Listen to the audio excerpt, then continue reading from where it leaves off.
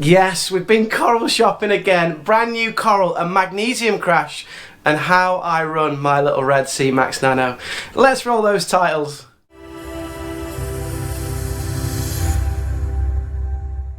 Chapter 2 is all about stocking this red Sea Max Nano with the most beautiful corals. So I filmed this a few days ago. Let's take a look at my recent addition to the red Sea Max Nano. This is going to sound really weird, but is it just me, or does Coral RX smell absolutely gorgeous? This is a 24 carat Lithophyllon. It's an encrusting coral, it's an LPS coral. It's very similar to my Mind Melt Lithophyllon, which is just up here at the back on this archway. So the gold one's going to go there. It's metallic gold, likes optimum light, and moderate care is what it needs, but once it comes out it's going to love it. It needs dosing calcium, alkalinity and magnesium to keep it happy, and it maintains its health from coral foods like AB+ or phytoplankton. But there it is, we're getting a little glimpse just with the normal white lights here of the beauty of that gold shimmer. I can't wait to get this in. It's going to go on the top rack. I know exactly where it's going to go. Whether it'll stay there is another thing, but I'm going to put it up there and hopefully it'll encrust and we'll have a beautiful popping gold encrusting coral towards the top end of the tank. So 24 carat Lithophyllon coral, let's get it in the tank. So there it is in position, the 24 carat gold 24 carat Lithophyllon coral. How nice is that little purchase from Prestige Reef. Lithophyllon corals is an LPS coral, but it also looks like an SPS coral. So it plates and it grows out like an SPS, but it's a little bit easier to care for, which is why I've gone for it. But also you still get that colour and that pop. So it's just sat on that top bit of rock. I'll show you in a minute. I'll get you off the stand. This top little rock, and hopefully it's going to plate out really nicely.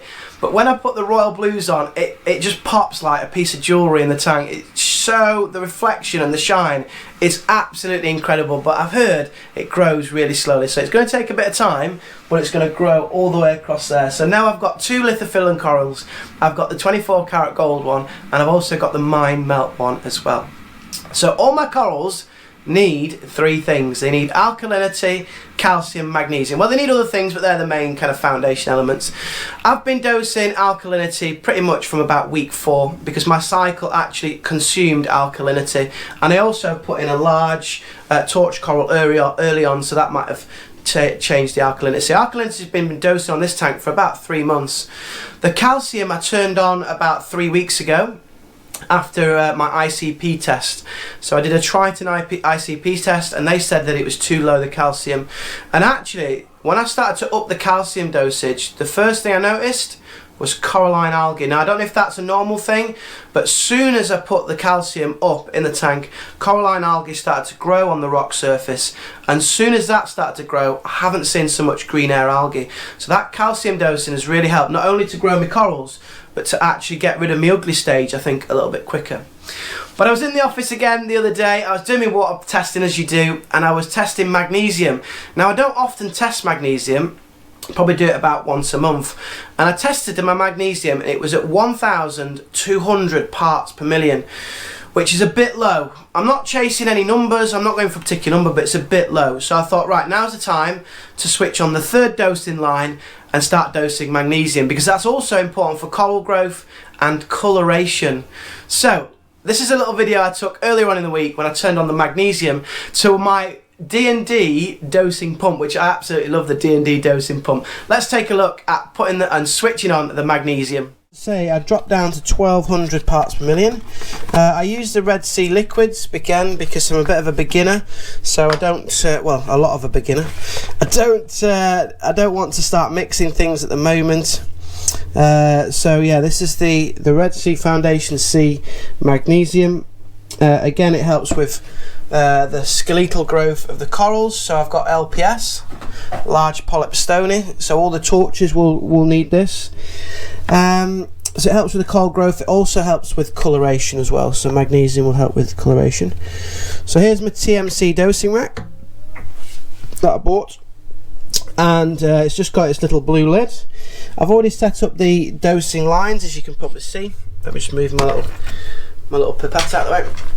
So I've already set my dosing lines, and I chose to go with the coloured dosing lines just so that I could track them easier.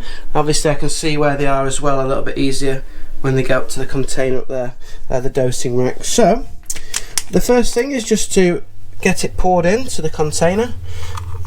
Always remove the black ring. I've learnt that about 2 or 3 times now because mine always drops in. You don't want your black ring in there, do you? There we go. So just tip that in there. There we go, it's all getting poured in. Yeah, so I've noticed that they are all slightly different colours. Not that it matters really, does it? But every last drop. Blooming expensive stuff, so you don't want to waste it. So there we go. Just drop that into there. So the magnesium looks more like a kind of milky colour. The calcium looks a yellowish colour, and the alkalinity looks crystal clear, so you can actually tell the difference. But I labelled up my dosing racks just so that I make sure that I always use the same one, just so it's not cross contamination. So that's the first bit of pouring in the liquids. Now what we're going to do is we're going to prep the dosing line. I'm just going to do that very quickly so that we can start to dose the magnesium. I've got my plan. 0.5 ml, 4 times a day it's going to dose. It's switched on, and there is my others. In fact, my alkalinity is 3.8 and my calcium is 1.7, so that's the more accurate measures that I'm dosing at the moment. So there it is, all prepped up. It's all based on testing, so obviously I tested my magnesium and it was low, so then that's informed my decision to start dosing. I'm just going to put that spare magnesium that I've just been calibrating with back in here. So now we are good to go. The dose is up and running, so we now have, super excited about this, we now have 3 dosing lines in operation on the tank. We have our alkalinity, we have our calcium, and we have our magnesium, which still leaves me with a spare line for whatever I want to dose perhaps, or need to dose in the future. But there we have it, all set up and running, ready to dose the magnesium. So we are cooking with gas and the magnesium is on. So now I have all 3 of my foundation elements on. I have alkalinity switched on, calcium and magnesium, and that's really helped. I'm almost 99.9% sure that that's what's helped to stabilise the water parameters. So what's been taken out is now been offset by the dosing, and that's been put back in each day. So I'm loving it. And also that D&D doser, I've only got the standard one. I think it's the P4, so 4 channels. It's the standard version. There's a pro version which must be even better. I've got the standard version, but it was so simple to set up, really easy to calibrate, and it's super reliable. I absolutely love it. So if you're thinking about getting a doser, I think they do a P1, so a single doser, maybe 2 and then a 4, I think it is. But anyway, they're awesome. One of the most common questions I get is how do I run my little red Sea Max Nano? And there's loads of ways in which people run their tanks. So I'm just going to share with you some of the things that I've got in terms of equipment, filtration, dosing and maintenance that I do, and just run you through some of the things I do, and then you can either go, yeah, I might do that as well, that might work for me, or what a load of rubbish, I'm going to ignore that. And that's what you got to do in reefing. You've got to try and filter out what's good advice and what's not good advice. So hopefully I'm going to give you more good advice than not. So as you know, I've got a little red Sea Max Nano. I've never had an aquarium before, so I went for this tank because it pretty much came with everything that I needed. It came with a light, it's got a built-in sump, obviously it's a fairly decent size, 75 litres or 20 gallons, so you can stock it quite nicely. So that's what tank I went for. I didn't want, for my first tank, I didn't want to have the sump underneath, just because I thought that was a bit of a step too far, and I think that for me that was something I wanted to progress to. Having a sump underneath was something that I want to build up to perhaps with my next build. So the only thing I've got underneath here in terms of kit, as you know, let's put the lights on, there we go, is I've got the D&D doser, 4 channels. We've got alkalinity, calcium, magnesium, and I've also got at the back here a reservoir tank. 15 litre reservoir, and it runs the Tunzi auto top off, because the Nano, the little red Sea Max Nano, to be fair to it, it does come with an ATO, a little auto top off, so that'll replace your water that evaporates, but it lasts about 2 days, I believe. I've never run it myself, but I took it straight off. It sits here, it lasts for about 2 days, so you're always having to stock it up and replenish it. Sorry, someone's just doing a bit of grass. That shows you spring's here. Spring is here. Someone's cutting the grass. So that's always a good sign. The smell of fresh grass looks amazing. Anyway, back to reefing. ATO, I got rid of, okay, from day one. So what do I run? In this area here, we've got a D&D temperature controller, which is attached to my D&D temperature bar. Okay, so that's where it is. So that's running my temperature, and that piece of kit has been faultless.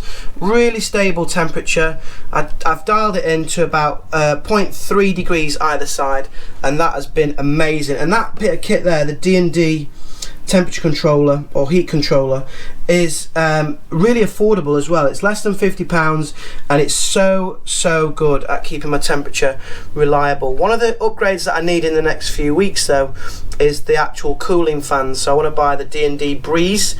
As we get to summer, I need to keep the tank cool, so I'm going to get some cooling fans as well.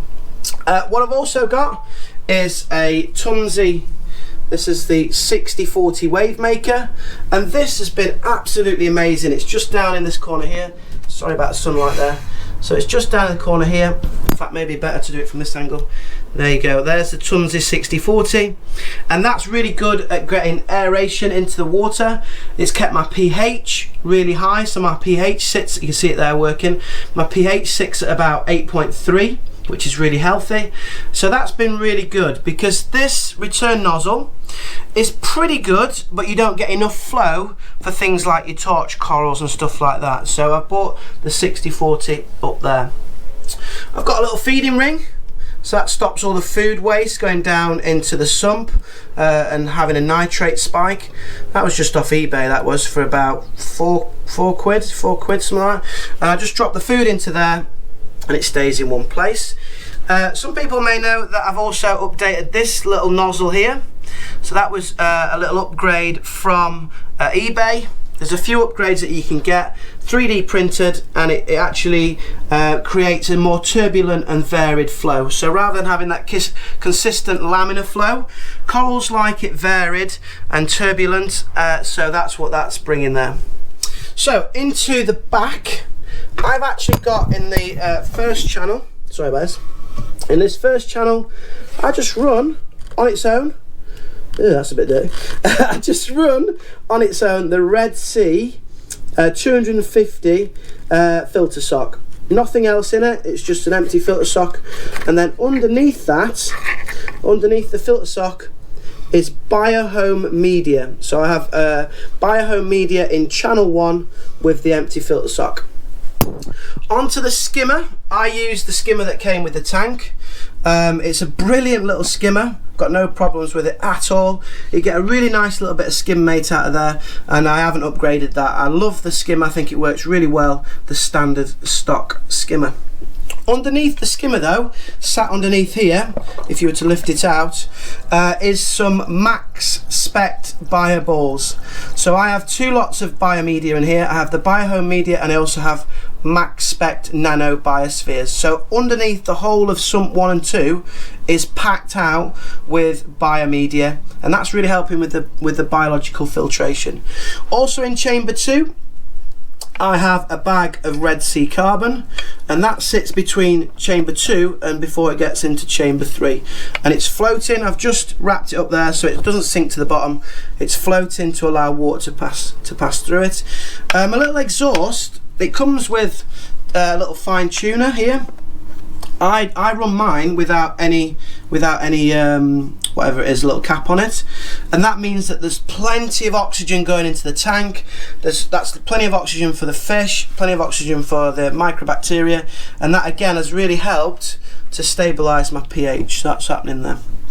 Back to chamber 3. Chamber 3 is where all the action is really. So you've got the D&D 100 watt heat bar here, and then next to it is the Tunzi auto top off. So that tank that I showed you underneath is attached to this little float, and it works a bit like a toilet. So when the water level drops, it will chuck water in.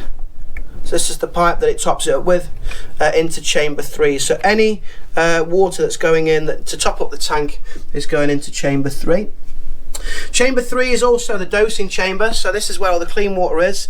It's been filtered here, it goes into the clean water chamber, chamber 3, and we've got our dosing lines. I've got coloured ones so I know which one's which. Alkalinity, calcium, magnesium, and my red one at the moment is spare for anything that I need to put in later on, which I might use. Also in chamber 3 I have a white bag here, a media bag, and this is floating again, and that, I don't know if you can see it there, that one, and that has Rowaphos in it. Okay, so that one there has Rowaphos. So this is this stuff here. So that keeps control of your phosphates, so it helps to control your nutrient levels so you don't have a nutrient spike. So that's in there as well. So all of this chamber here is putting everything back into the water, chamber 3, before it goes back into the tank. Also, I wrap the return pump, which is down here. I've got a standard return pump that the Red Sea one is. I am going to look at upgrading it actually, but at the moment I run a standard return pump, and that's wrapped in filter floss just to polish the water up as it goes back. So the water returning to the tank has been through carbon, it's been through Rowaphos, it's been through filter floss, it's been through biomedia, and it's also been dosed before it goes back into the tank. It's also been heated up as well. So lots going on back there. Now the Red Sea Max Nano comes with a brilliant light, which is the Reef LED 50. Now you don't need to change the light, honestly. Your corals will grow beautifully with the Reef LED 50, but I knew that I was going to get into this hobby a bit more long term, so I wanted a light that I could take off this tank and transfer onto a new tank. So I've gone for the Radion XR15 blue, and the reason why I went for the blue is because the blue spectrum reduces algae growth, so you get a lot less algae growth with the blue spectrum, but also with the blue spectrum as well, it actually increases coral growth perhaps more than the pros, but it's personal choice. To be honest, if you've got Radion lights or Kessel lights or AI lights, they're all really good, to be honest, so you don't need to worry. A bit about the tank then. So I used dead sand, I didn't use live sand, so that's probably why it took me a while to cycle the Red Sea Max Nano. I used Carib Sea aragonite sand. It's medium grain, so you can see actually it does move around a little bit but doesn't create too much dust storm. The rock, now I used a different rock to a lot of people. So a lot of people go for the Reef Rock. I actually went for the TMC Eco Reef Rock. That was the one I went for, and it's been absolutely spot on. I can't complain. So TMC Eco Reef Rock, it's not cheap, but that is there. At the back you can also see about there, that's where the temperature is, the thermometer. So I don't put it in the back because I want to know what the temperature is in the tank, so my thermometer's just there. And I did have to add another bit of a power head here to get me through the ugly stage. That you don't necessarily need that, to be honest, I don't think, but I added that as well. So that is that. So in terms of dosing, I dose 3.8 mil a day of alkalinity, so 3.8 mil a day of alkalinity. Calcium I dose 1.7 mil a day, and magnesium is 0.5 mil a day. So that's what I dose on those, and it's all set up to do it automatically. There's some of my stickers from really good YouTubers, Instagrammers, and retailers. So that's that. In terms of maintenance, obviously I feed once a day. I'll feed either frozen or I'll feed probiotics. I mix it up, so I use pellets sometimes and I use frozen, so I do that once a day. In terms of cleaning, I will vac about 1/3 of the sand. So I use the siphon and I vac about 1/3 of the sand. I've got an algae scraper, which has been really good. So I've got an algae scraper and I scrape the back wall once a week. I clean the glass with my little flip of the dipper. So I clean the glass roughly every day, pretty much. And then in terms of water change, on a weekly basis, I will do a 10 to 12 litre water change. So that's about half a bucket, which I know for some of you on here, you'll be like, half a bucket, that's nothing because you've all got big tanks or whatever. But I do a 10 to 12 litre water change. It takes you down to about where that return nozzle is roughly. So that's about, from there to there is about 10 or 12 litre water change. So that is pretty much how I run my little red Sea Max Nano. In terms of the lighting schedule, sorry I forgot to talk about that. So I use the Mogsys app on my Radian, it's really good. And this is why I bought it, because as a beginner it comes with templates. You can go onto the templates and then you can kind of just look at what corals you've got. So my tank is predominantly LPS and softies, this one here, so I just use that. I run LPS and softies and then activate. So I just use the template that the experts say to run on here. So that's pretty much how I run my little red Sea Max Nano. So hopefully that's giving you a little bit of help and stuff if you wanted to know what we do with it. Anyway, it's time to do my special thanks. So I'm going to say a special thanks to this awesome Instagrammer. He's a really great guy actually, Bucksreefer. Now do me a favour, go and check out his Instagram, give him a follow. He's at the stage, a similar stage to me. He's about 4 or 5 months in. He's got some really nice corals, really nice torch corals. He does a couple of lives as well, which are really good to follow. So yeah, check him out, Bucksreefer on Instagram. Really great guy, and I really appreciate that. So they're going to go into my cupboard, my reefing cupboard. Lives, yes, we're doing lives. You've probably seen us on the live stream, or some of you might have seen us on the live stream on a Friday night, 8 PM every Friday, 8 PM UK time, and we're doing live streams with Mogsys Aquarium, Fishpalace and Bearded Reef. They're a good laugh. We talk about reefing, and to be honest, there's some amazing people that join. Even the chat is incredible. You get so much good advice from the chat as well. Next week, so next Friday, we are on Fishpalace YouTube channel, and we have a special guest, Kraken Corals, which is where I bought most of my tank and hardware stuff from. So Kraken Corals, we can check that out. Come and visit us on 8 PM on YouTube this Friday coming up. Also, if you haven't checked out Jay's Real Reef UK on Instagram, go and check it out and give us a little follow on there as well. But I think I'm going to wrap it up there. Thank you to everybody who's followed the channel, who comments. You guys are brilliant. You comment, you give me likes, thumbs up, feedback. I really appreciate it. But got something really special for the next one. This afternoon I'm going to go and visit a different LFS. It's called Future Frags in Stoke-on-Trent, and I'm going to pick up my most expensive coral to date, and it's a really special piece, so you don't want to miss it. So get on it. Next week we're going to run an update and tell you what we've bought from Future Frags in Stoke-on-Trent. Right, I'm going to hit the road and go and pick it up. You guys and girls have a lovely weekend. Honestly, thank you. Stay safe. Take care. Bye bye.